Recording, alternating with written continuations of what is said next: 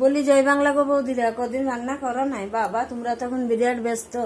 তোমাদের একবারে উপর থেকে নিচের থেকে পাশের থেকে ধারের থেকে শুধু ভান্ডার ভান্ডার ভান্ডার। যাই হোক গা, বলি পূজায় যাবো তো, ঢুকতে দেবে তো না? মুখের উপরে বলে দেবে যে আর ননদদের সেবা করতে লাগবো, আমরা এখন ইন্ডিপেন্ডেন্ট বৌদি। যাই হোক গা, বলি হা দেখো একটা কথা বলতে এলাম। বলি হা দেখো, প্রায় কোনো কাকিমাদের সাথে দেখা হলে বলে একটা গরিবের মেয়া দেখে দাও দেখনি, ছেলেটার বিয়া দেবো। দিয়ে বলি হা দেখো, বলি সবাইকে গরিবের মেয়াটা চাই বলো বউ করার জন্য। কই কেউ তো বলো না একটা গরিবের ছেলে দেখে দাও জামাই করব। তার বেলায় যাতে মাতাল কাজে ঠিক বলো তোমরা। হ্যাঁ, আর গরিবের মেয়াগুলো কি করছে? ঘরে ঢুকছে, দিয়ে একেবারেই চরম তালে দাদিন দিনা স্টার্ট করে দিচ্ছে। ভালো করছে, ছুঁয়ে ঢুকে ভালো হয়ে বেরাচ্ছে। হ্যাঁ, গরিবের ছেলে জামাই করে দেখো, সারা জীবন সুখে থাকবে।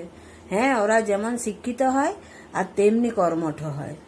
কারুকে গরিব জামাইটি করবার নেই, কিন্তু গরিব বৌমাটি চাই। যাই হোক, আর তেমনি বৌমাগুলি বাবা এখন কি যে মানে গুণী বৌমা সব আসছে, তুমি বিশ্বাস করবে না। রান্না করার আগে 4 ঘন্টা রেসিপি দেখছে ইউটিউবে। হ্যাঁ, আর যখন খেতে দিচ্ছে দুপুরবেলায় তখন আলু ভাতে ভাত, মাড় ভাত, তরকারি আর জুটছে না।